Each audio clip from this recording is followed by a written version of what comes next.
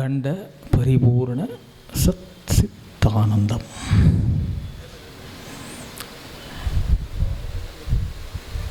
முதல் முறையாக ஒரு ஆன்மீக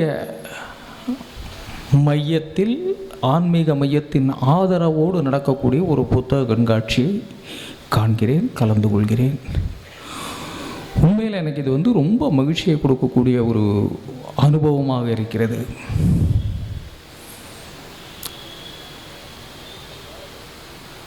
ஏனென்றால் வாழ்க்கை எனக்கு கற்றுக் கொடுத்த பாடங்களுள் மிக முக்கியமான ஒன்று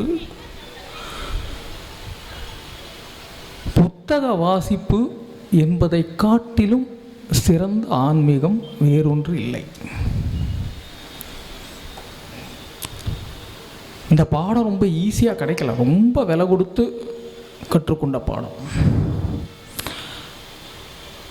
காலப்போக்கில் இன்றைக்கி எப்படி ஆயிடுச்சு அப்படின்னா, புத்தகம் அறிவோடு தொடர்புடையது, ஆன்மீகம் அறிவுக்கு எதிரானது. ஒரு சாரார், ஒரு தரப்பு, கொஞ்சம் பெரிய தரப்புன்னே சொல்லலாம், மாநிலமெங்கும் இது ஒரு மறைமுக அமைதியான ஒரு முன்னெடுப்பாக ஒரு பக்கம் போயிட்டுருக்கு. பட் யோசித்து பார்த்தால் ஒரு சின்ன குழப்பம், ஒரு சின்ன சஞ்சலம், சந்தேகம், அதன் தொடர்ச்சியாகத்தான் இப்படி ஒரு முடிவுக்கு சேர வேண்டிய கட்டாயம் தமிழ்நாட்டு வாசகர்களுக்கு உண்டானது. நம்மள பெரும்பாலானவர்களுக்கு ஆன்மீகத்துக்கும் பக்திக்கும் வித்தியாசம் தெரியாது. ஆன்மீகம் வேறு, பக்தி வேறு. இங்கே போட்டிருக்காங்க பார்த்தீங்களா, அறிவே சர்க்குரு.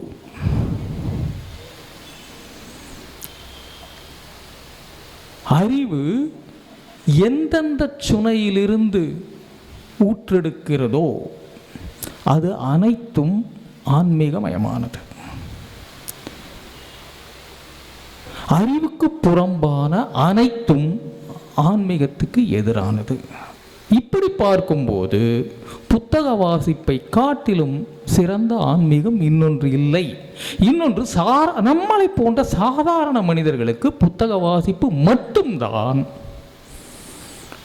சரியான ஆன்மீகத்தை புரிய வைக்கக்கூடியது.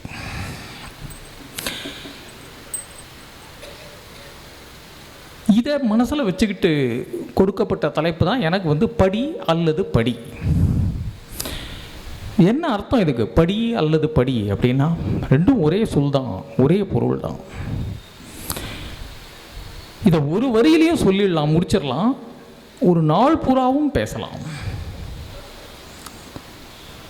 படி அல்லது படி அப்படின்னா ரெண்டாவதா இன்னொரு ஆப்ஷன் கிடையாதுன்னு அர்த்தம் அதுக்கு.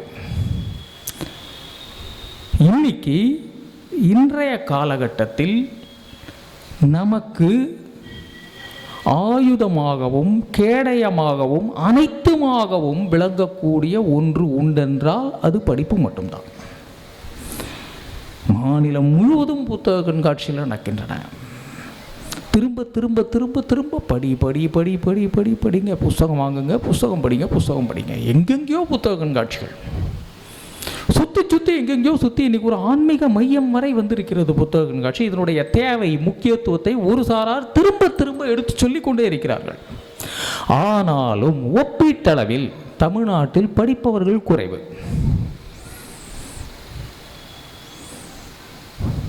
ஆனால் யோசிச்சு பாருங்க, ஆன்மீகத்தை குறித்து அதிகம் பேசுபவர்கள் தமிழர்கள். நிறைய மடாலயங்கள், நிறைய குருமார்கள், லட்சக்கணக்கான ஃபாலோயர்ஸ். நேற்று ஒரு ஆன்மீக மையத்துக்கு போயிருந்தேன், தற்செயலாக அமைஞ்சுது. நான் வேற ஒரு வேலையாக வெளியில் போனேன். திரும்பி வர வழியில் ஒரு ஆன்மீக மையத்துக்கு போக வேண்டிய ஒரு நீண்ட நாளாக ஃபேஸ்புக்கில் என் கண்ணில் பட்டுக்கிட்டே இருந்த ஒரு இடம். நேற்று அங்கே போகிறேன். நல்ல பட்ட பகல் சுட்டெரிக்கிற மத்தியான வெயில் நேரம், தரையில் கால் பட முடியல, அப்படி கொதிக்குது. ஆனால் ஆயிரக்கணக்கான பக்தர்கள் வந்துக்கிட்டே இருக்காங்க, போயிட்டே இருக்காங்க. பார்க்குற ஒரு பக்கம் பார்க்குறேன், ஆன்மீக பொருள்கள் விற்பனை, வரிசையாக கடைகள், எக்கச்சக்கமான கடைகள், மணி மாலைகள், அது இது. இப்போ ஃபோட்டோ உங்களுக்கு தெரியுமில்ல, திருவிழாக்கள் அந்த காலத்தில் என்னென்ன பார்த்தோமோ அதெல்லாமும் இன்றைக்கி பெருசாக கடைகள் போட்டு, வேட்டி அது தனி கடை, பை அது தனி கடை, மாலை, மோதிரம், மணி மாலை சகலமானதும் ஒரு பக்கம். இன்னொரு பக்கம் இந்த அன்னதானம் அது இது ஒரு பக்கம். ஒரு குருநாதர், அவர் அடியொற்றிய ஆயிரக்கணக்கான சீடர்கள், பக்தர்கள், பின்பற்றுபவர்கள் எல்லோரும் வந்து குவிகிறார்கள். என்ன தேடி வருகிறார்கள்? நமக்கு எதுக்கு ஒரு குரு தேவை? யோசிச்சு பாருங்க. எதற்காக ஒரு மனிதனுக்கு குரு தேவை? ஒரு குரு இல்லாவிட்டால் என்ன ஆகும்? இருந்தால் என்ன ஆகும்? பள்ளிக்கூட ஆசிரியர்கள் நமக்கு தெரியும், கல்லூரி ஆசிரியர்கள் நமக்கு தெரியும். வாழ்க்கையில் வெவ்வேறு கட்டங்களில் பல்வேறு ஆசிரியர்களை நாம் எதிர்கொண்டு வருகிறோம். ஒவ்வொருவருக்கும் உண்டு. பல நூற்றுக்கணக்கான ஆசிரியர்கள் ஒவ்வொரு மனிதனும் கடந்துதான் வந்திருப்பான், எந்த சந்தேகமும் கிடையாது. ஆனால் எல்லா ஆசிரியர்களும் குருமார்களாகிறார்களா என்றால் கிடையாது. எல்லாருக்கும் குருநாதர்கள் அமைகிறார்களா என்றால் கிடையாது. ஆனால் எல்லோரும் தனது குருவை புத்தகங்களின் வழியாக பெற முடியும், அரூபமாக பெற முடியும். மௌனமாக வாழ்நாள் முழுவதும் சொல்லித்தரக்கூடிய குருநாதர்கள் புத்தகங்களாகத்தான் இருக்கின்றன. அறிவை விதைப்பது, முளைவிடச் செய்வது, விஸ்வரூபம் எடுக்க வைப்பது, விருட்சமாக்குவது, காடாக்குவது, பலன் தருவது, இவை அனைத்தும் புத்தகங்களினால் சாத்தியமாகிறது. அறிவே இறை என்றால் அதை தருவது புத்தகங்கள். இந்த புத்தகங்கள் இதை ஒட்டித்தான் இன்னைக்கு நான் பேசலாம் இருக்கேன். படி அல்லது படி. ரெண்டாவதாக ஒரு ஆப்ஷன் கிடையாதுன்னு சொன்னேன். ஏன் கிடையாது?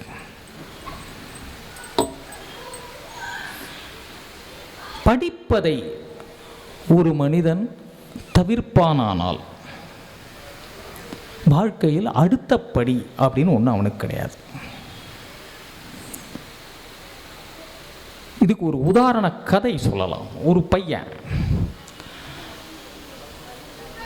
அந்த பையன் காலேஜ் முடிக்கிறான். முடிச்சுட்டு வெளில வரும்போது நல்ல வளமாக ஒரு 10-12 பேப்பர் அரியர்ஸோட போகிறான். வாழ்க்கையில் என்னாலும் திரும்ப எழுதி பாஸ் பண்ணவே முடியாது. 10-12 பேப்பர் இன்ஜினியரிங், அதுவும் உள்ளதுலேயே கஷ்டமான, உள்ளதுலேயே வெறுப்பூட்டக்கூடிய மெக்கானிக்கல் இன்ஜினியரிங். இந்த படிப்பு எனக்கு உரியது அல்ல அப்படின்னு அவன் முடிவு பண்ணுறான். அந்த நேரத்தில் படிப்பு மற்றதெல்லாம் ரெண்டாம் பட்சம். இந்த 12 பேப்பர் அரியர்ஸ்னு ஒன்று இருக்குது இல்லையா, வீட்டில் அப்பா அம்மானு ஒருத்தங்க இருப்பாங்க, அவங்களுக்கு பதில் சொல்லி ஆகணும், மார்க் ஷீட்னு ஒன்று காட்டி ஆகணும். இந்த பிரச்சனைகள் இருக்கு இல்லையா. ஸோ இதிலிருந்து தப்பிப்பதற்கு என்ன செய்யலாம்னு அந்த பையன் யோசிக்கிறான். சரி, நம்ம சன்னியாசி ஆகிடலாம் அப்படின்னு முடிவு பண்ணுறான். சன்னியாசி ஆகிவிடலாம், யாரும் கேள்வி கேட்க மாட்டான். சரி, பையனுக்கு ஞான மார்க்கத்தில் ஆர்வம் வந்துருச்சு. அதனால தான் படிப்பு இயல்பாக இந்த படிப்பெல்லாம் வேணாம்னு தோணி போச்சுன்னு மன்னிச்சு விட்டுருவாங்க அப்படின்னு நினச்சிக்கிட்டு சன்னியாசி ஆவதற்கான அது என்ன ஒரு போஸ்டா, ஏதாவது ஒரு கம்பெனியில் கிடைக்கிற வேலையா, அதுக்கு என்ன தகுதி, ஏது ஒன்றும் தெரியாது. பைத்தியக்காரன் மாதிரி எங்கெங்கேயோ அலைந்து திரிந்து கடைசியில் மயிலாப்பூர் ராமகிருஷ்ண மடத்துக்கு வந்து சேர்றான். அப்படி ராமகிருஷ்ண மடத்துக்கு அவன் வந்து சேர்ந்தபோது அங்கே தலைமை குருவாக இருந்தவர் சுவாமி தபஸ்யானந்தான்னு ஒருத்தர். இப்போ இல்லை, அவர் செத்து போயிட்டார். சுவாமி தபஸ்யானந்தா அவரை திரும்ப திரும்ப திரும்ப டெய்லி போய் பார்க்க வேண்டியது.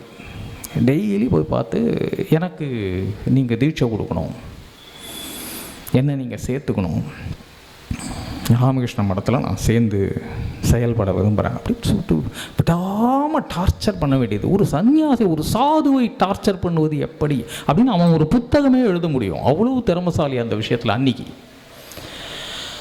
அப்போ அவர் ரொம்ப பொறுமையாக கேட்பார், உனக்கு ஏன் இந்த ஆசை, நீ ஏன் இங்கே வர, எதுக்காக இங்கே வர, உங்கள் அப்பா அம்மா ஒத்துப்பாங்களா, சன்னியாசி ஆகிறதுக்கு எந்த அப்பா அம்மாவும் ஒத்துப்பாங்களா? இது என்ன பைத்தியக்காரத்தனமாக கேள்வி கேட்குறாரு இவர்னு தோணும். இதே கேள்வி அன்னைக்கு சினிமா இயக்குநர்களிடம் உதவி இயக்குனராக சேர்வதற்கு சென்ற போதும் இருந்தது. பல நூற்றுக்கணக்கான பேர், ஆயிரக்கணக்கான பேர் கோடம்பாக்கத்தில் அதை பண்ணிட்டு இருந்தாங்க. அதுவும் அவனுக்கு தெரியும். ஒரு திரைப்பட இயக்குனரிடம் சென்று உதவியாளராக சேர்த்துக் கொள்வதற்காக வேண்டுகோள் வைக்கும் இளைஞர்களைப் போலவே ஒரு சன்னியாசியிடம் வந்து எனக்கு சந்நியாசம் கொடு, தீட்சை கொடு என்று அவன் கேட்க ஆரம்பிக்கிறான். இவனை ஒன்றும் பண்ண முடியாது, இவனை கட்டுப்படுத்துறதுக்கு ஒரே வழி தான் இருக்குன்னு தெரிஞ்சுக்கிட்டு கடைசியாக அவர் என்ன சொன்னார் தெரியுமா அந்த பையன்கிட்ட? உனக்கு எத்தனை பேப்பர் அரியர்ஸ்னு சொன்னேன்? 12 பேப்பர்ஸ். சரி, 12 பேப்பரை முடிச்சு கிளியர் பண்ணிட்டு வா, உனக்கு தீட்சை கொடுத்துட்றேன். ஏடா, ராமகிருஷ்ண மடத்தில் சன்னியாசி ஆகிறதுக்கு ஃப்ளூயிட் மெக்கானிக்ஸும் இன்ஜினியரிங் மெக்கானிக்ஸும் எதுக்கு கிளியர் பண்ணணும்? அதிலிருந்து தப்பிக்கிறதுக்கு தானே நான் இங்கே வரேன். இங்கே நான் வந்து புரியல, தடுமாறிட்டான், பயந்துட்டான். பட் அவர் வந்து கிளியராக சொல்கிறார், நீ முடிச்சுட்டு வா, அடுத்த செகண்ட் உனக்கு தீட்சை கொடுத்துட்றேன்.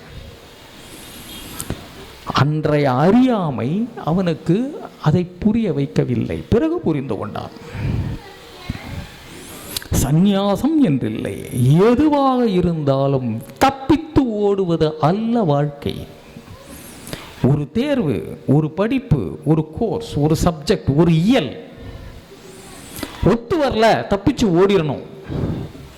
தப்பிச்சு ஓடுற இடம் பாதுகாப்பாக இருக்கணும். 3 வேளை சாப்பாடு வேணும், நிம்மதியாக உட்காந்துருக்கணும், உடம்பு அசையக்கூடாது. அவனுடைய சைஸை பார்த்தீங்கனாலே உங்களுக்கு தெரியும். சொகுசாக உட்காந்துக்கிட்டு ராமகிருஷ்ண பஜனை பாடிக்கொண்டு காலத்தை ஓட்டிடலாம்னு நினைத்த அறியாமையின் மீது விழுந்த முதல் சம்மட்டி அடியது.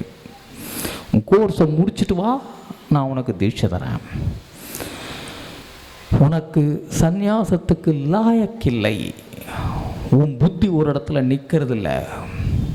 படிப்பு உள்பட எதிலுமே உன் மனம் நிற்பதில்லை, நிலைப்பதில்லை. மனம் நிலைக்காத ஒருவன் ஒருபோதும் துறவியாக முடியாது அப்படின்னு சுவாமி தபஸ்யானந்தா சொல்லி அனுப்பின அந்த குண்டு பையன் நான் தான். இந்த அனுபவம் எனக்கு ஒரு பாடத்தை சொல்லி கொடுக்குது. என்ன பாடம் அப்படின்னா, நான் ஏன் காலேஜில் படிக்கலை? 12 பேப்பர் அரியர்ஸ்னு சொன்னேன் இல்லையா? ஏன் காலேஜில் படிக்கலை? படிச்சிருந்தா பாஸ் பண்ணிப்பேன். ஏன்னா நான் 10th வரைக்கும் நல்லா படித்தேன். ஓரளவுக்கு சுமாரான மாணவன்னு சொல்லலாம். ஆனால் ஏன் கல்லூரியில் படிக்கவில்லை? யோசித்த போது எனக்கு கிடைச்ச பதில், எனக்கு ஆங்கிலம் தெரியவில்லை. திடீர்னு ஆர்எச் குருமின்ற ஒரு ஆளை என்னால் உள் வாங்கவே முடியல. அவனுக்குள்ளே போக முடியல. அவன் லாங்குவேஜே தெரியல, அவனுக்கு எழுத தெரியலன்னு நான் சொல்லிட்டேன். என்னுடைய பாட புத்தகங்கள் இவ்வளோ பெருசாக இருக்கும். இங்கே எத்தனை பேர் இன்ஜினியரிங் படித்தவங்க இருக்கீங்க பாருங்கள். உங்களுக்கெல்லாம் ஆர்எச் குருமி நிச்சயமாக தெரிஞ்சிருக்கும். தெரியாமல் இருக்க வாய்ப்பே இல்லை.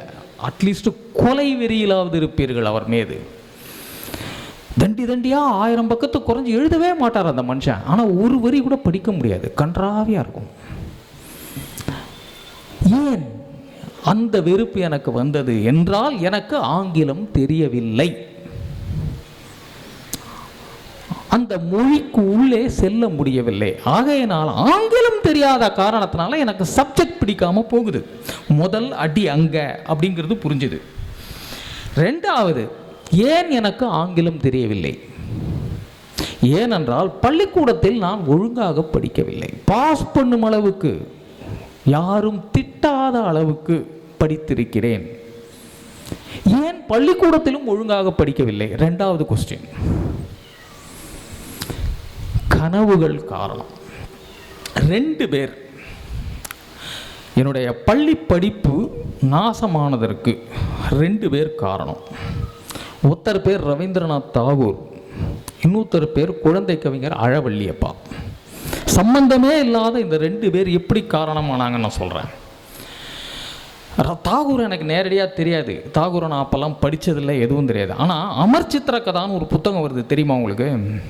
நான் ஸ்கூலில் படிச்சுட்டு இருந்த காலத்துலேயும் அமர்ச்சித்திர கதை உண்டு. அந்த அமர்ச்சித்திர கதாவில் மாதம் யாராவது ஒருவரை பற்றிய கதையை, வாழ்க்கை கதையை படக்கதை வடிவத்தில் போடுவாங்க. இந்த அமர்ச்சித்திர கதாவில் தாகூரை பற்றி ஒரு மாதம் ஒரு புத்தகம் வருது. ஒரு 32 பக்கமோ 48 பக்கமோ, எனக்கு கரெக்டாக ஞாபகம் இல்லை. 2 கலர் தான் அன்றைக்கி, மல்டி கலர் 4 கலர்லாம் கிடையாது. பிளாக் ப்ளஸ் 1 கலர் அப்படி தான் இருக்கும் அமர்ச்சித்திர கதா. அதில் தாகூரை பற்றின இது வருது. தன்னுடைய சின்ன வயசில் தாகூருக்கு வந்து ஏகப்பட்ட அண்ணன் தம்பிங்க. அவங்க அப்பா அம்மாவுக்கு வந்து கணக்கு வழக்கு இல்லாத பிள்ளைகள், நிறைய பிள்ளைகள். குடும்பமும் பெருசு, கூட்டு குடும்பம், பெரிய பங்களா, ராஜா வாழ்க்கை. எல்லாரும் பிஸியாக இருப்பாங்க, பிஸ்னஸில் இருப்பாங்க. பெரிய குடும்பம், பணக்கார குடும்பம். ஒரு பணக்கார குடும்பத்தில் பணம் வருவதற்கான வழி என்னவோ அது எல்லாத்தையும் அந்த குடும்பத்தில் இருக்கிற எல்லாரும் செய்வார்கள். தாகூருடைய அண்ணன்லாம் வந்து அவருடைய மூத்த அண்ணன் இவருக்கு அப்பா வயசு கிட்ட வரக்கூடிய அளவுக்கு வயசானவர். இவர் சின்ன பையன். வீட்டில் எல்லாரும் அவங்கவுங்க வேலையை பார்த்துட்டு இருப்பாங்க. தாகூரை கவனிக்கிறதுக்கு யாருமே இருக்க மாட்டாங்க. மாடியில் உப்பரிகைக்கு சற்று கீழே இருக்கக்கூடிய மேல் மாடி அறையில் திறந்த வெளி ஜன்னல் இல்லாத திறந்த வெளி சாளரத்தின் ஓரத்தில் அவர் ஒரு டேபிள் ஒன்று போட்டிருக்கும். ஒரு சாய்வு நாற்காலி இருக்கும். அந்த டேபிள் மேலே ஒரு பூச்சாடி இருக்கும். என் வாழ்க்கையில் பூச்சாடின்னு ஒன்று நான் மொதல் அந்த படக்கதை புத்தகத்தில் தான் பார்க்குறேன். என்னால் மறக்கவே முடியாது அந்த புத்தகத்தை. தாகூருடைய வாழ்க்கையெல்லாம் என்னை பாதிக்கலை, ஆனால் அந்த படங்கள் ரொம்ப பாதிச்சுது. உட்காந்து பூச்சாடி வைத்த மேசை, அதில் வேறு எதுவுமே இருக்காது. சேரில் உட்காந்துருப்பார், இப்படி யோசிப்பார். சின்ன வயசு தாகூர், தலையெல்லாம் சுருளாக முடி இருக்கும், அழகாக படம் வரைஞ்சிருப்பாங்க. வெளியில் பார்ப்பார். அந்த சட்டகத்துக்கு வெளியே வானம் தெரியும். வானத்தில் ஒரு சிறு மேகம் இருக்கும், மேகப்பொதி, முயல் மாதிரி இருக்கும். எனக்கு அந்த படம் கண்ணு முன்னாடி நிற்குது.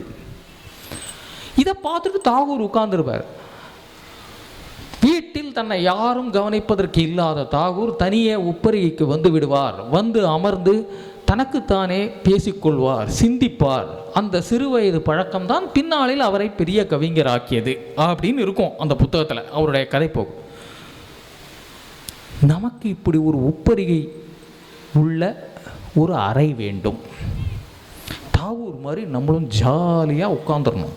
வேற ஒன்றும் பண்ணக்கூடாது, படிக்கக்கூடாது, எதுவும் பண்ண. உட்காந்து கற்பனையில் அப்படியே மேகத்தை பார்த்தா கதை வந்துடும், கவிதை வந்துடும் அப்படின்னு நினச்சிக்கிட்டு தாகூர். மற்றபடி நான் கீதாஞ்சலி அது இது எதுவுமே எனக்கு தாகூரை பற்றி எனக்கு தெரிஞ்சதெல்லாம் ஒன்று தான், நாட்டுப்பண் எழுதியவர்.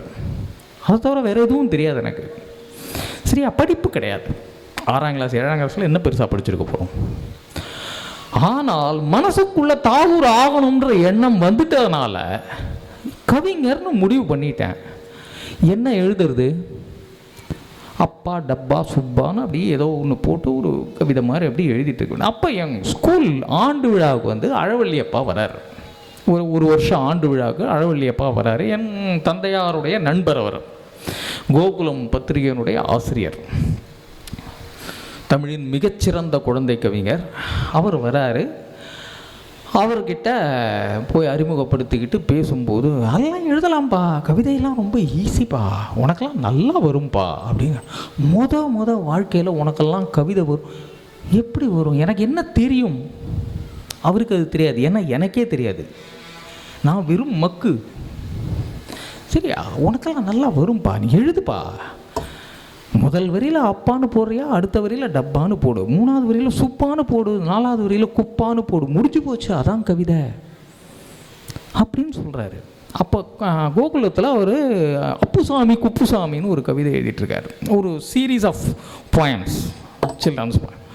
அந்த அப்புசாமி குப்புசாமி எனக்கு ரொம்ப பிடிச்சிது. அந்த ரிதம் 3 வார்த்தையில் அழகழகாக இருக்கும் அந்த குழந்தை பாடல்.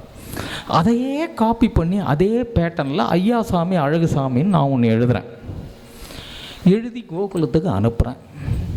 அதை படித்து பார்த்துட்டு 1-2 கரெக்ஷன்ஸ் மட்டும் பண்ணிவிட்டு என் ஃபோட்டோவை கேட்டு வாங்குறாரு. வாங்கிட்டு கோகுலத்தில் ஃபோட்டோவோட முதல் பக்கத்தில் எழுதுறாரு. அப்புசாமி குப்புசாமியை படித்து இன்ஸ்பிரேஷனில் இந்த குழந்தை இந்த மாதிரி ஒன்று எழுதியிருக்கான். சிறுவர்கள் இப்படி எழுத ஆரம்பிக்கும் போது நான் ஒதுங்கிக்கிறது நல்லது, இனிமேல் நீங்கள் எழுதுங்க அப்படின்னு சொல்லிட்டு இந்த அப்புசாமி சீரீஸையே கட் பண்ணிவிட்டு கோகுலத்தில் ஐயாசாமி அழகுசாமியை போடுறாரு. அதுக்கப்புறம் அடுத்த மாதம் அதே மாதிரி ஆண்டாள் பிரியதர்ஷினி ஒரு கவிஞர், அவங்க அப்புறம் எழுதினாங்க. நிறைய பேர் அப்படி வந்தாங்க. நான் 82 இது வந்து நடந்தபோது 81 82 அந்த காலகட்டம். இந்த எதுக்காக இதை இவ்வளோ டீட்டெயிலாக சொல்லணும்னா, இந்த தாகூர் யாருன்னே எனக்கு தெரியாத ஒரு வங்காள கவிஞர், அழவள்ளி அப்பா ஆண்டு விழாவுக்கு வந்த ஒரு குழந்தை கவிஞர். இவங்க 2 பேரும் சம்பந்தம் இல்லாமல் என் வாழ்க்கையில் விளையாடியதன் காரணமாக படிப்பின் மீது ஆசை போய்விட்டது, அக்கறை போய்விட்டது, ஆர்வம் போய்விட்டது, ஈடுபாடு போய்விட்டது. நான் கவிஞன், நான் எழுத்தாளன், இதை தவிர வேறு ஒன்றும் இல்லை. இதனுடைய விளைவு என்ன ஆச்சு? பள்ளி படிப்பு குறைந்தது, ஈடுபாடு குறைந்தது. ஈடுபாடு குறைந்த காரணத்தினால் எல்லாத்துலேயும் மார்க்கு குறைய ஆரம்பிச்சிது. தொட்டு தொட்டு தொட்டு தொட்டு எல்லாவற்றுக்கும் நான் தான் காரணமாக இருக்கு. இப்போ நம்ம ரிவர்ஸில் நான் சொன்னதை யோசிச்சு பாருங்கள். 12 பேப்பர் அரியர்ஸுக்கு யார் காரணம்? தாகூர் தான் காரணம். ஈஸியாக பழியை தூக்கி தாகூர் மேலே போட்டு போயிட்டே இருக்கலாம் இல்லையா? ஸோ என்னுடைய போதாமை, என்னுடைய கனவு வெறும் கனவு. சுவாமி தபஸ்யானந்தா கடைசியாக சொல்லி அனுப்பினது, உன் சிந்தனை ஒரு இடத்தில் நிற்பதில்லை, நிலைப்பதில்லை, அலையடித்து கொண்டே இருக்கிறது, நீ எழுதுவாய் போ அப்படின்னு சொல்லி அனுப்பிச்சார். ஆஹா, இன்னைக்கு அழவள்ளி அப்பாவும் அதைத்தான் சொன்னார், தபஸ்யானந்தாவும் அதைத்தான் சொன்னார். எழுதுறா, நீ எழுத்தாளம் தான்டா. எழுத ஆரம்பிக்கிறேன். கேவலமாக இருக்குது, சுத்தமாக நல்லா இல்லை. எழுத வரவில்லை, எழுத தெரியவில்லை. எழுதும் ஆசை மட்டும் இருக்குது, அபரிமிதமான ஆசை, ஆனால் நல்லா இல்லை. அதில் ஒரு சந்தேகமும் இல்லை. பத்திரிகைக்கு அனுப்புகிற அத்தனை கதைகளும் திரும்பி வந்தன. கிட்டத்தட்ட 200 கதைகள். என்னுடைய முதல் கதை பப்ளிஷ் ஆகிறதுக்கு முன்னாடி 200 கதைகள் பத்திரிகைகளால் திருப்பி அனுப்பப்பட்டன. 1 இல்லை 2 இல்லை, சலிக்கவே மாட்டேன். டெய்லி காலையில் ஒரு கதை, சாயங்காலம் ஒரு கதை. நீ போடு, போடாமல் போ, ஆனால் என்னை படிக்காமல் உன் பொழுது போகாதான்னு அத்தனை பத்திரிகை ஆசிரியர்களையும் ஒரு தீவிரவாதி போல மிரட்டி கொண்டிருந்தேன். கிட்டத்தட்ட 200 கதைகளுக்கு மேல் திரும்பி வந்தன. இதன் பிறகு இதே தாம்பரம், இதே கிழக்கு தாம்பரம், அந்த காலேஜ் ஒன்று இருக்குது பாருங்கள், அது என்ன காலேஜ்? அது கிறிஸ்டியன் காலேஜ். அந்த கிறிஸ்டியன் காலேஜ் ரோடுலேயே அப்படியே நேராக போனால் அந்த கடைசியில் பேங்க் குவார்ட்டர்ஸ் ஒன்று வரும். அங்கே ஒருத்தர் இருந்தார், மாவே சிவகுமார் அப்படின்னு பேர். உங்களில் பல பேருக்கு தெரிஞ்சிருக்கலாம், தெரியாமலும் இருக்கலாம். தமிழில் மிகச்சிறந்த எழுத்தாளர்களில் ஒருத்தர். அவரை சந்திக்கிறேன். நீ என்ன படிச்சிருக்க? இதான் அவர் கேட்ட முதல் கேள்வி. நான் என்ன படிச்சிருக்கேன்? அதுக்கு முன்னாடி நான் படித்தது ராஜேஷ்குமார் படிச்சிருக்கேன், அழவள்ளி அப்பா படிச்சிருக்கேன், பட்டுக்கோட்டை பிரபாகர் படிச்சிருக்கேன், இதெல்லாம் படிச்சிருக்கேன். 1 2 வேறு சில எழுத்தாளர்களும் படிச்சிருக்கேன். போய் முதல்ல படி அப்படின்னு சொல்கிறார். நான் அவர்கிட்ட கேட்டது தான், 200 கதை எழுதிட்டேன், எதுவும் பப்ளிஷ் ஆகலை, எதனால் அப்படின்னு கேட்குறேன்.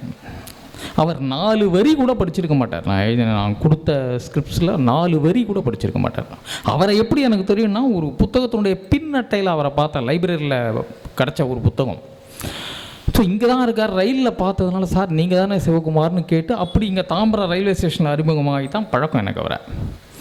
பின்னாளில் என்னுடைய ஆசிரியரானவர், எனக்கு எல்லாமும் கற்றுக் கொடுத்தவர். இந்த தாம்பரத்துலேருந்து தான் நான் பிறந்தேன், அவர் மூலமாக தான் நான் வந்தேன். என்ன படிச்சிருக்க அப்படின்னு அவர் கேட்டபோது பதில் சொல்வதற்கே என்னிடம் சொற்கள் இல்லை. ஏனென்றால் நான் எதுவும் படிக்கவில்லை. என்னெல்லாம் படிக்கணும்னு சொல்லி அனுப்பினார். சில வருடங்களுக்கு பிறகு அவர் வழிகாட்ட கொஞ்சம் கொஞ்சமாக எழுத கற்றுக்கிட்டு எழுத ஆரம்பித்து, கதைகள் பப்ளிஷ் ஆக ஆரம்பித்து, ஒரு பத்திரிகையில் வேலையும் கிடச்சி உள்ளே போய் எல்லாம் நடக்குதுங்க. சில ஆண்டுகளுக்கு பிறகு இதே மாவே சிவகுமார் அவருடைய ஆஃபீஸில் செகண்ட் லைன் பீச் பாரிஸ் கார்னரில் ஒரு டீ கடை வாசலில் சந்தித்து பேசிகிட்டு இருக்கும்போது அவர் ஒரு குறிப்பிட்ட கதையை பற்றி சொல்கிறாரு. நான் இதை படித்ததில்லை சிவகுமார் அப்படின்னு சொல்கிறேன். அது கு அழகிரி சாமியோட ஒரு சிறுகதை. நான் படித்ததில்லைன்னு சொல்கிறான். அப்படி பார்த்து அப்படி முறைக்கிறாரு, படா இல்லிட்ரேட். இன்னைக்கு தமிழ்நாடு முழுக்க எல்லாரும் எல்லாரையும் சொல்லி கொண்டிருக்கும் தற்குறி, அந்த சொல் முதலாக பிரயோகிக்கப்பட்டது என் மீது. படா இல்லிட்ரேட். அவ்வளோதான் சொன்னார், வேற ஒரு வார்த்தையும் கிடையாது. நீ எல்லாம் ஏன்டா எழுத வரன்றதான் அதுக்கு அர்த்தம். ஆனால் ஒரு நல்ல ஆசிரியன் அப்படி திட்டி விட்டு போய்விட மாட்டான். மறுநாள் காலையில் 6 மணி, உங்களால் நம்ப முடியுதா பாருங்கள் இந்த சம்பவத்தை. மறுநாள் காலையில் 6 மணி என் வீட்டு வாசலில், கதவு திறக்கலை, இன்னும் தூங்கிட்டு இருக்கோம். 6 மணி வீட்டு வாசலில் பைக்கில் வந்து நிற்கிறாரு, பையன் ஆரன் அடிக்கிறாரு. எங்கள் அம்மா எழுந்து போய் கதவை திறக்கிறாங்க. அழுக்கு லுங்கியை மடித்து கட்டிக்கிட்டு ஒரு டிஷர்ட்டை போட்டுக்கிட்டு ஒரு குண்டன் தடியை மொத்தம் பைக்கில் உட்காந்துருக்கான். ராகம் இருக்கானா அப்படி அவர் யாருன்னு எங்கள் அம்மாவுக்கு தெரியாது. அதுவும் காலங்கத்தால் தூங்கி எழுந்த குளத்தில் தெரிஞ்சிருக்க வாய்ப்பே இல்லை. அவசர அவசரமாக உன்னை தேடி அவ்வளோ வந்துருக்கு. வெளில வந்து பார்க்குறேன், பனியனுக்குள்ளேருந்து ஒரு 4 பேப்பர் எடுக்கிறாரு, கையில் கொடுக்குறாரு. நேற்று படிக்கலாம்னு சொன்னல அழகிரி சாமியோட கதை, படி, சாயங்காலம் பேசுவோம் அப்படின்னு. அவர் தாம்பரத்தில், என் வீடு குரோம்பேட்டில். என்ன அவருக்கு என்ன கட்டாயம்? எவனோ ஒருத்தன் படித்தா தேவையில்லையா, படிக்கலைன்னா தேவையில்லையா அப்படின்னு விட்டுட்டு போகலாம். ஆனால் அவர் அதை செய்யலை. படி. மறுபடியும் இதுதான் சம்மட்டி அடியாக விழுகிறது, படி. வேற ஒன்றுமே கிடையாது. இன்ஜினியரிங்காக இருந்தாலும் சரி, ராமகிருஷ்ண மடத்து சன்னியாசியாக வேண்டுமானாலும் சரி, ஒரு கதாசிரியனாக வேண்டுமானாலும் சரி, வேறு எதுவாக வேண்டுமானாலும் சரி, படி. You don't have a second option. இந்த சம்பவம், இதை இவ்வளவு தீவிரமாக நான் இங்கே குறிப்பிடுவதற்கு ஒரு காரணம் உண்டு. ஏனென்றால் எந்த படிப்பிலிருந்து முற்றிலுமாக துண்டித்து கொண்டு விலகிச் செல்ல வேண்டும் என்று நினைத்தேனோ அதுதான் என் வாழ்க்கை முறையாகி போனது. இது ஒரு பாடம் சொல்லி கொடுத்தது. படிக்கிற காலத்தில் படிக்காவிட்டால் அந்த தேர்வில் ஃபெயில் ஆகும், அவ்வளோதான். ஆனால் படிக்காமல் இருப்பது என்பது வாழ்க்கை முழுவதும் தேர்வு வைத்து கொண்டே இருக்கும். ஒரு நாள் கூட மிச்சம் இருக்காது உங்களுக்கு. வாழ்க்கை பூரா நீங்கள் தேர்வு எழுதிக்கொண்டே இருக்க வேண்டியிருக்கும். படிக்காத மேதைலாம் யாராவது சொல்கிறாங்களே, அதெல்லாம் நம்பாதீங்க. அப்படியெல்லாம் அதெல்லாம் ஃபாலோ பண்ண வேண்டிய அவசியம் இல்லை. சொல்லப்போனால் கூடாது. யாரோ ஒருத்தர் 2 பேர் படிக்காத மேதையாக இருந்தால் இருந்துட்டு போட்டோம், அது அவங்க பாடு. நாம் படிக்காத மேதையாக இருக்க முடியாது. படித்து தான் தீர வேண்டும். ஒவ்வொரு புத்தக கண்காட்சியும் ஒரு மூலை முடுக்கில் நடக்கும் புத்தக கண்காட்சியும் மௌனமாக நம் மக்களிடம் கேட்பது இதைத்தான். தயவு செய்து படியுங்கள், புத்தகங்களை படியுங்கள். வேற எதையுமே நீங்கள் நம்ப முடியாது. இன்னைக்கு யாரை நம்புவீங்க? எந்த மனிதர்களை நம்புவீர்களா? தொழில்நுட்பத்தை நம்புவீர்களா? ஒரு கொஸ்டின் எழுதுங்க, உங்களை பற்றியே ஒரு கொஸ்டின் எழுதுங்க, சாட் ஜிபிடியில் போட்டு ஆன்சர் கேளுங்க. அதே கொஸ்டினை கிளாடில் போட்டு ஆன்சர் கேளுங்க. அதே கொஸ்டினை ஜெமினையில் போட்டு ஆன்சர் கேளுங்க. 3 ஆன்சர் காட்டும். அதாவது உங்களுக்குள்ளே இருக்கிற 3 வேறு மனிதர்களை அது சொல்லும். 3மே நீங்களாக இருக்க மாட்டீங்க. அதான் உண்மை. தொழில்நுட்பம் நம்மை அழைத்து செல்லக்கூடிய இடம் அதுதான். புத்தகங்கள் அப்படி அல்ல. அறிவை அதன் ஆதார சுதியோடு மிக நேரடியாக உங்களுக்குள் ஏற்றுபவை, இன்ஜெக்ட் செய்பவை. சரி, இப்பவும் ஒரு கேள்வி வரும், எதை படிப்பது? இந்த ஹாலுக்குள்ளே போனீங்கன்னா ஒரு 50,000 புத்தகம் இருக்குமா? 50,000 புத்தகம் இருக்கும். இந்த 50,000 புத்தகத்தில் எத்தனை புத்தகம் உங்கள் கண்ணில் படுகின்றன? First question. மீட்டிங் முடிஞ்சதும் உள்ளே போய் பாருங்க. கண்ணில் படுவது எத்தனை புத்தகங்கள்?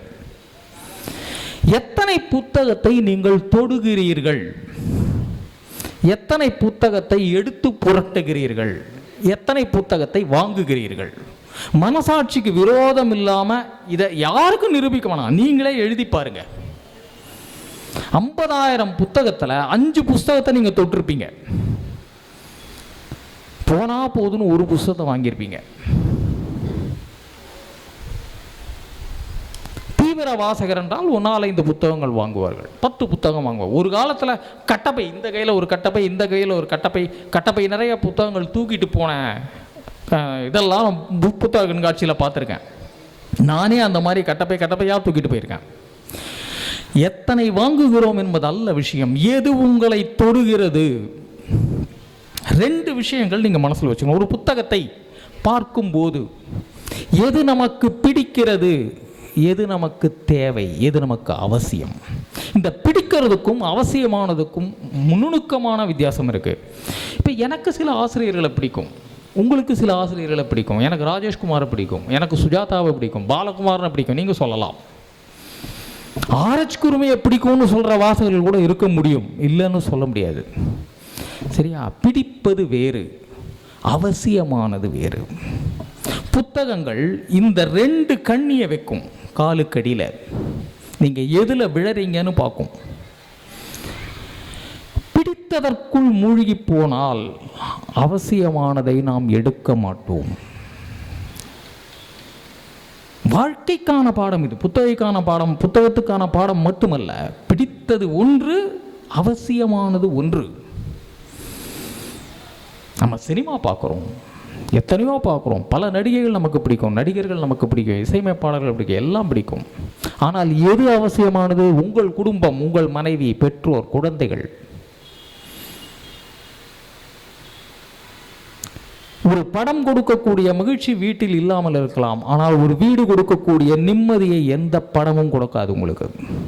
மகிழ்ச்சிக்கும் நிம்மதிக்கும் வித்தியாசம் இருக்கு இல்லையா?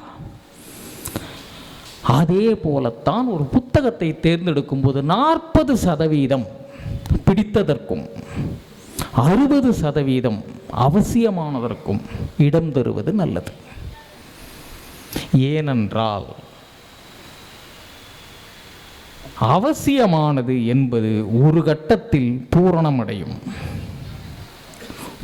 உங்கள் வாழ்வில் போருண்டா, நம்ம வாழ்ந்துட்டோம், சந்தோஷமாக வாழ்ந்துட்டோம், திருப்தியாக இருக்கும், அந்த ஒரு நிறைவு வரும். நிறைவு வரும்போது கொண்டாடுவதற்கு உங்களுக்கு ஏதாவது ஒன்று வேணும், ஒரு ஸ்வீட் வேணும். இப்போ இந்த மீட்டிங் ஆரம்பிக்கிறதுக்கு முன்னாடி ஜீவகரிகாலன் எனக்கு ஒரு ஸ்வீட் கொடுத்தாரு. நான் அதை சாப்பிடவே இல்லை, அங்கேயே வச்சிட்டேன். ஏனென்றால் நேற்று நான் ஆல்மோஸ்ட் 1 கிலோவுக்கு மேலே ஸ்வீட் சாப்பிட்ருக்கேன். மதுரையில் ஒரு இடத்துல வேறு வழியே இல்லாமல் கிட்டத்தட்ட 1 கிலோவுக்கு மேலே ஸ்வீட் சாப்பிட்ருக்கேன். கிட்டத்தட்ட 10,000 கலோரிக்கு மேலே இருக்கும். அது கொடுத்த பயம். அப்படி சாப்பிடவும் வேண்டாம், இப்படி வேணான்னு ஒதுக்கவும் வேண்டாம். இதை கூட பார்த்தீங்கன்னா 24 மணி நேரம் கழிச்சு தான் என் அறிவு வேலை செய்யுது. ஸ்வீட்டை பார்க்கும்போது அது தோணலை. அதே போலத்தான் படிப்பதும். ஒரு சில வாரங்களுக்கு முன்னால் எங்களுடைய பத்திரிகை மெட்ராஸ் பேப்பரில் ஒரு மருத்துவர் ஒருத்தருடைய பேட்டி ஒன்று வந்தது. ஒரு கைனகாலஜிஸ்ட் அந்த மாதிரி நினைக்கிறேன். அவங்க எவரெஸ்ட்டு மலையை ஏறி தொட்ட 50 வயதான பெண்மணி. சரியா? அந்த அம்மா பேட்டி எடுக்கிறார் எங்கள் நிருபர். அந்த பேட்டியில் எவரெஸ்ட்டை அடைந்த போது உங்களுக்கு ஏற்பட்ட உணர்வு என்னன்னு ஒரு கேள்வி. மொத்த பேட்டியும் ரொம்ப பிரமாதமாக இருந்தது. ஆனால் அந்த ஒரு கேள்விக்கு வேண்டி அந்த அம்மாவால் பதிலே சொல்ல முடியல. சொதப்பெல்லாம் ஏதோ பதில் சொல்லியிருந்தாங்க. எனக்கு புரிஞ்சுது, பதில் சொல்ல முடியாது. எவரெஸ்ட்டை அடைந்த பின்னால் என்ன சொல்லுங்க பார்ப்போம். நீங்கள் இறங்கி வந்து இன்னொரு மலையில் தான் அவங்க ஏறணும். அப்படி ஏறினாலும் அது எவரெஸ்டோட கம்மியாக தான் இருக்கும் ஹைட்டு. ஸோ அடைவதில் அல்ல சிறப்பு, ஏறுவதில் தான் சிறப்பு. சாகசம் என்பது தொடர்ந்து ஒரு விஷயத்தை செய்து கொண்டே இருப்பது தானே தவிர செய்து முடிப்பதல்ல. முற்று முழுதாக ஒரு இடத்தின் பூரணத்தை நீங்கள் தொட்ட பிறகு உங்களுக்கு வெறுமை ஒன்றுதான் மீதம் இருக்கும். அந்த வெறுமையை போக்குவதற்கு உங்களுக்கு ஏதாவது தேவைப்படும். அந்த ஏதாவதுக்கு தான் அந்த 20% நான் வைக்க சொன்னேங்க. 40% போகும். பிடித்ததை செய்ய, பிடித்ததை படியுங்கள். 40% தேவையானதுக்கு 60% சொன்னேன் இல்லையா? அதுக்காகத்தான். அந்த பாக்கி 20% அந்த ஸ்டேஜில் காம்பன்சேட் ஆகும். நீங்கள் முழுமையை தொட்டு வெற்றியை முழுதும் அனுபவித்த பிறகு கொண்டாடுவதற்கு தேவை மீதம் வையுங்கள். இப்படியெல்லாம் திட்டம் போட்டு படிக்க முடியுமா? முடியும். படிக்கணும், படித்து ஆகணும். நான் கல்கியில் வேலை பார்த்துட்டு இருந்தபோது என்னுடைய ஆசிரியர் கி ராஜேந்திரன் வந்து எல்லாருக்கும் தெரிந்த உவே சாமிநாதருடைய என் சரித்திரத்தை படி அப்படின்னு சொல்லி ஆரம்ப காலத்தில் என்னுடைய சின்ன வயசு 24-25 வயசில் என் சரித்திரம் படி, உனக்கு ரொம்ப உதவியாக இருக்கும் அப்படின்னு சொல்லி சொன்னார். ஆசிரியர் சொன்னால் நான் கேட்பேன். ஓரளவுக்கு நல்ல மாணவன், மக்கு மாணவனே தவிர நல்ல மாணவன். என் சரித்திரம் படிக்கிறேன். 700-800 பக்கம் வரக்கூடிய ஒரு புத்தகம் இங்கே கூட இருக்குது, நீங்கள் பார்க்கலாம். அந்த புத்தகத்தில் என்ன இருக்குது, என் சரித்திரத்தினுடைய சுருக்கம் என்ன அப்படின்னு பார்த்தா, ஒரு சின்ன பையன் மாணவனாகிறான், தன் ஆசிரியரை தேடி போகிறான். வாழ்க்கை அவனுக்கு வேறு வேறு ஆசிரியர்களை காட்டுகிறது, வேறு வேறு பாதைகளை விரிக்கிறது. எல்லா பாதைகளும் அவனை கொண்டு சேர்க்கும் இடம் எது என்றால் தமிழில் பதிப்பு காணாத பல அரிய புத்தகங்களை தேடி பதிப்பிக்கும் ஒரு மகத்தான பணியை தன் வாழ்நாள் முழுவதும் செய்துவிட்டு காலமாகி போகிற ஒரு மனிதர். அந்த புத்தகத்தில் திரும்ப திரும்ப அவர் சொல்வது தன்னுடைய ஆசிரியர்களின் அருமை பெருமை. மகாவித்வான் மீனாட்சி சுந்தரம் பிள்ளையிலிருந்து ஆரம்பித்து வரிசையாக அவர் சந்திக்கிற ஒவ்வொருவரையும் வாழ்க்கை தன்னை கழிக்கும் ஆசிரியர்களாகவே பார்க்கக்கூடிய ஒரு சமத்து மாணவனுடைய கதை. எவ்வளோ நேரங்க படிப்பீங்க இதை? என் சரித்திரத்தை ஒருத்தன் ஒரு சிட்டிங்கில் உட்காந்து முடிச்சேன்னு சொன்னால் நான் நம்ப மாட்டேன், முடியவே முடியாது. அது ஒரு வாழ்நாளுக்கான புத்தகம், வாழ்க்கை முழுவதும் படித்து கொண்டே இருக்க வேண்டிய புத்தகம். ஏனென்றால் அதனுடைய ஒவ்வொரு சொல்லிலும் சொல்லப்பட்டதற்கு அப்பால் பற்பல விஷயங்கள் உண்டு. ராஜேந்திரன் என்ன எதுக்காக என் சரித்திரம் படிக்க சொன்னார்னு எனக்கு இன்னி வரைக்கும் தெரியாது. ஆனால் நான் அதிலிருந்து பெற்றது ஒன்று, மொழி வளம். அந்த மனுஷன் ஒரு இடத்துல யூஸ் பண்ணுற வார்த்தையை அடுத்த 3 பக்கத்துக்கு திரும்ப பயன்படுத்தவே மாட்டார். அப்படி ஒரு மொழி வளம் வேற எந்த எழுத்தாளர்கிட்டையும் நான் பார்த்ததில்லை. என்னுடைய வாசிப்பு அனுபவத்தில் 35-40 வருஷமாக நான் படிக்கிறேன், யார்கிட்டையுமே நான் பார்த்ததில்லை. ஒன்று. ரெண்டாவது, இலக்கண சுத்தம். ஒரு பிழை கூட நீங்கள் பார்க்க முடியாத ஒரு பிரதி உண்டென்றால் அது என் சரித்திரம். இலக்கணத்தின் அவசியம். ஏன் இத்தனை வருஷம் கழிச்சு படிச்சு, நான் 7 தடவை படிச்சிருப்பேன் அந்த புத்தகத்தை. இத்தனை வருடம் கழித்து இன்றும் ஒரு சிறந்த புத்தகம் என்றால் என் சரித்திரத்தை முதலில் சொல்லுவதற்கு காரணம் இதுதான். நீ சொல்ல பழம்பிரிச்சாலே இப்படி தாண்டா பேசுவேன், சொல்லிக்கோ, நான் உருப்பிட்டுருக்கேன்ல, எனக்கு அது போதும்ல, வேற சாட்சி வேணாமே, ப்ரூஃப் தேவையில்லை எனக்கு.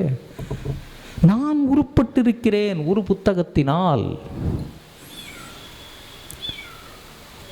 மொழிவளம், இலக்கணச் செறிவு, அந்த காலகட்டத்து வாழ்க்கை முறை. உவே சாமிநாதையர் வாழ்ந்த காலகட்டத்தின் வாழ்க்கை முறை, அன்றைய ஆசிரியர்கள் அவர்களுடைய பண்பு, அன்றைய மாணவர்கள் அவர்கள் ஆசிரியர்களை நோக்கி எவ்வாறு அணுகினார்கள், என்ன பெற்றார்கள், என்ன கற்றார்கள், அதை எப்படி அளித்தார்கள், இதை அந்த புத்தகம் சொல்லும். அது ஒரு கல்வி நூல், வாழ்க்கை வரலாறு அல்ல. தயவு செஞ்சு ஏமாந்து என் சரித்திரம்ன்ற டைட்டில் பார்த்துட்டு ஏமாந்து போகாதீங்க. வாழ்க்கை தான் எழுதியிருக்கார், தன்னுடைய வாழ்க்கை தான் எழுதியிருக்கார், ஆனால் அது வாழ்க்கை அல்ல, அது ஒரு கல்வி நூல். ஓகேவா?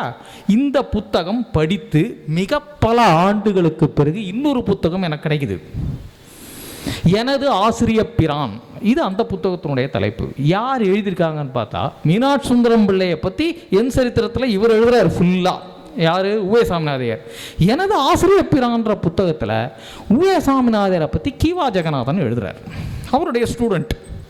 கீவா ஜெகநாதன் எழுதுகிற அந்த புத்தகத்தில் ஒரு குறிப்பிட்ட சம்பவத்தை சொல்கிறார். மதுரை பாண்டித்துரை தேவர் இருந்தார் இல்லையா, வள்ளல் பாண்டித்துரை தேவர், அவருடைய தாயார் காலமாயிட்டாங்க.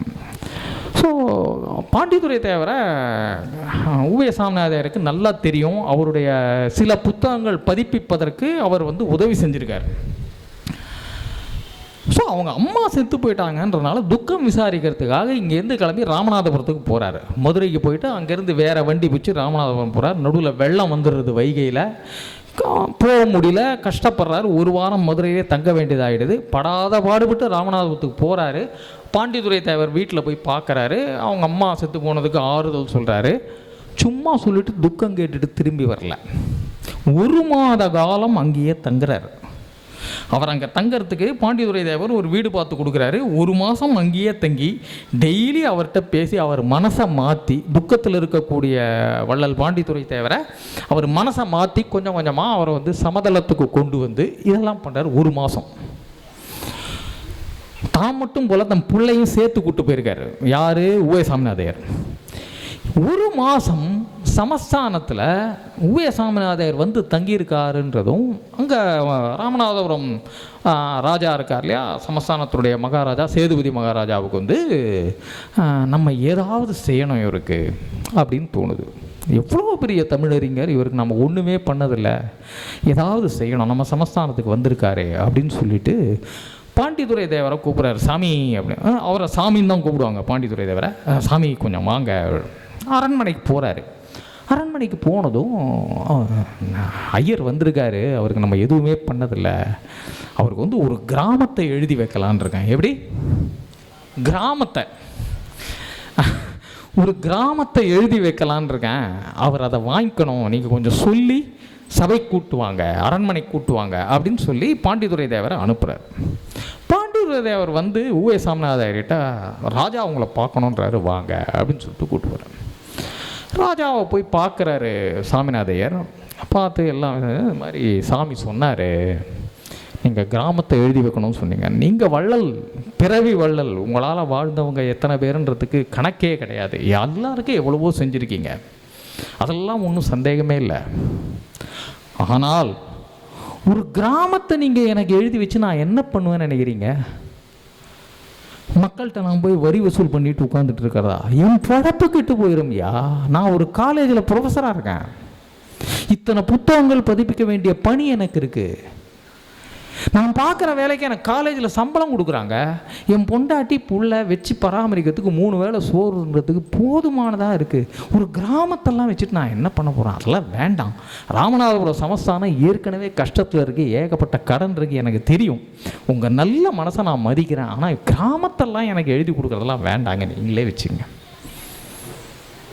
இதையும் என் சரித்திரத்தில் தன் ஆசிரியர்களை பற்றி உவே சாமிநாதர் எழுதியதையும் லிங்க் பண்ணி பாருங்க.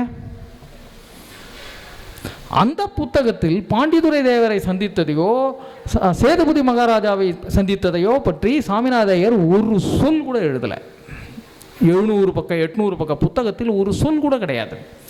ஆனால் இப்படி ஒரு சம்பவம் நடந்ததுங்கிறத உவே சாமிநாதையருடைய சீடர் கீவா ஜெகநாதன் எழுதுறார்.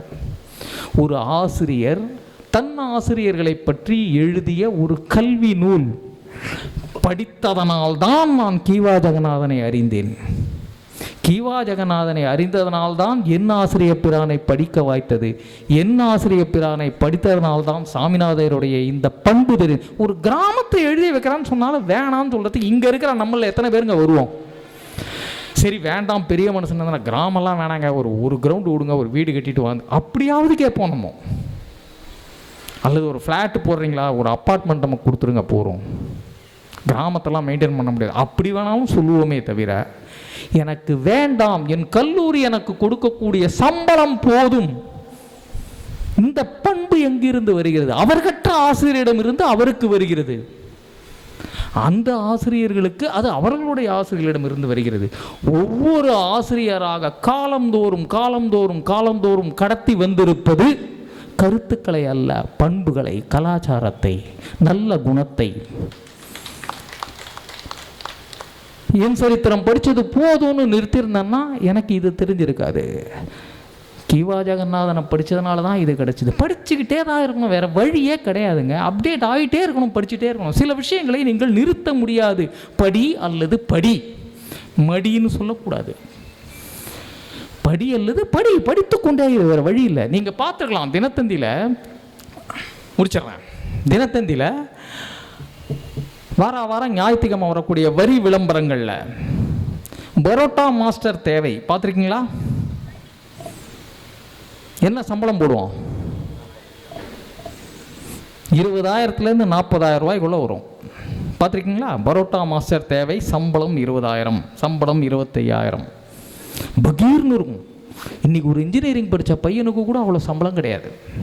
20,000 ரூபா சம்பளம், மாத சம்பளம் ஒரு ஃப்ரெஷருக்கு கிடையவே கிடையாது.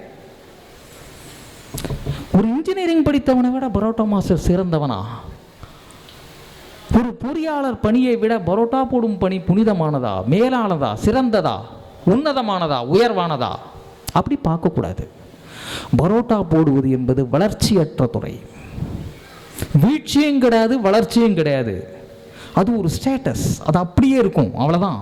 வாழ்க்கை பூரா ஒரே கல் தான், ஒரே மாவு தான். இப்படி ஒரு அடி, இப்படி ஒரு அடி, இப்படி ஒரு அடி, இப்படி ஒரு அடி, மடித்து பிச்சு போட்டால் சுட்டு போட்டு எடுத்து போட்டுகிட்டே இருக்கணும். 1 பரோட்டா, 2 பரோட்டா, 100 பரோட்டா, 1000 பரோட்டா, 1,00,000 பரோட்டா, வாழ்க்கை முழுவதும் கோடி பரோட்டாக்கள் அவர் போடுவார். 20,000 ரூபாயை கடைசியாக வாங்கி இறந்து போவார். ஒரு இன்ஜினியர் அப்படி அல்ல.